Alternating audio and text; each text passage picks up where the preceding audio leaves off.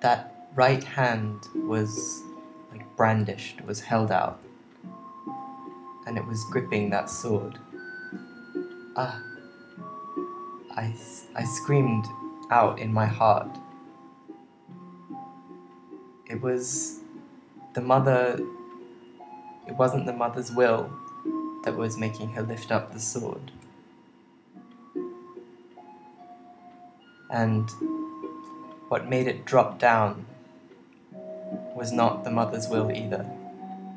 It was the power of the curse of the mansion. Oh, I don't want to kill her. As if trying to squeeze out those words, the mother said, "Naomi, run!" But it was either from tiredness or happy to be back in her old room. Naomi was sleeping soundly. "Naomi!" The mother screamed, still holding the sword aloft. The mother was fighting with the power of the curse that was trying to drop the sword down, and the mother's will who was trying not to drop the sword down. She must have used up all of her strength.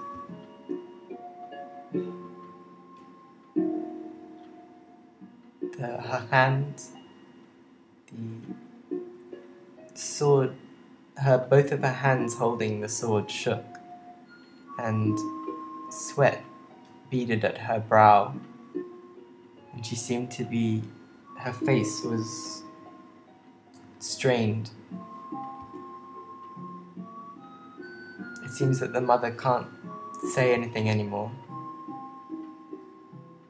Blood is streaming from her lips, which she's bit to hold together. That's how much she was using her entire strength to fight against the power of the curse. Suddenly, Naomi opened her eyes. "Mother?" In Naomi's eyes, it must have looked as if the mother was trying to kill her herself. "Help me!" Naomi ran from the room. "Ah!" And you could hear Naomi scream.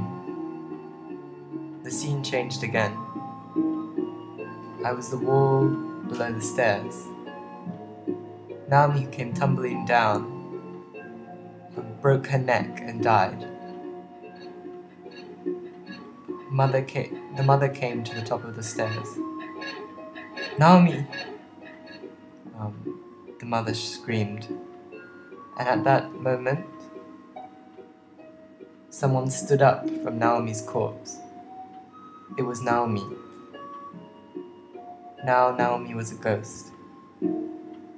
Naomi floated up and stood in front of her mother. "I'm sorry, Mother. I died without being killed. But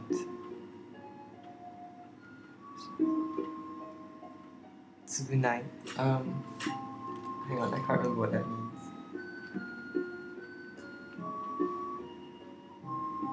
Oh, okay. But I will atone like this. This will be my atonement." Naomi said.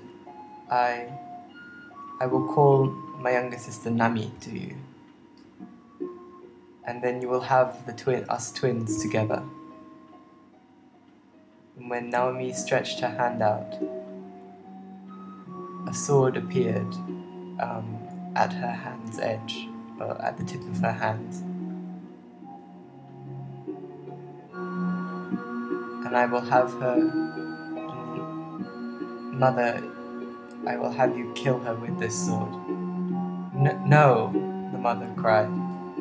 "Naomi, you can't do that, you mustn't do that." And the mother cried sadly. "I will not kill anyone.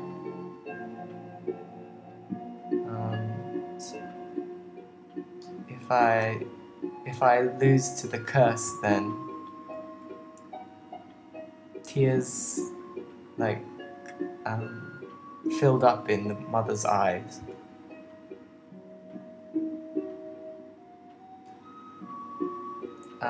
You've bitten through your tongue, I suppose. A wind blew through the mansion, and a laughing voice echoed from nowhere. "Ah!" I screamed. In the strong wind, a white vapor blew out from the mother's body, and she turned to skin and bone. And her hair, as in the time that you looked, turned to pure white. And in this way, Nami's mother turned into a mummy. And then the scene turned to black and disappeared.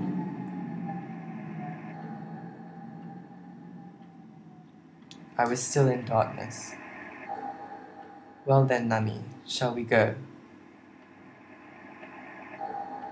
I could hear Naomi's voice. "Mother is waiting." "Yes, sister," Nami answered.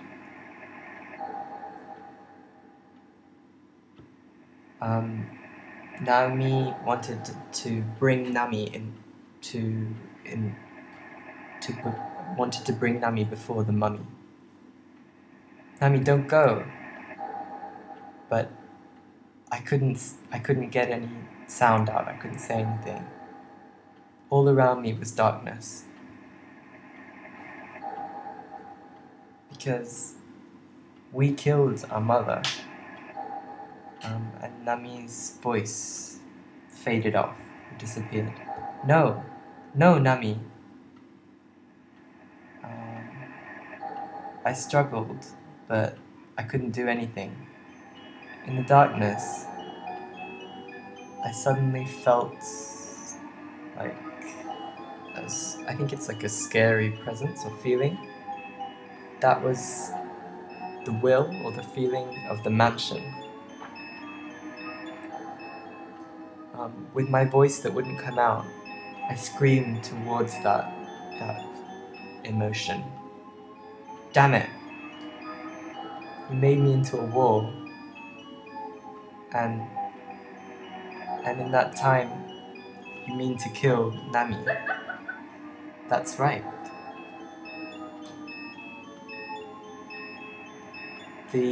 That presence answered me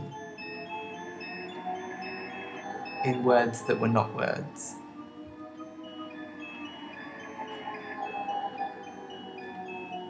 "Twins that are born here will kill their mother. That is my curse. You, who are you?" "I am the first owner of this mansion," the presence said. "In the year 1800,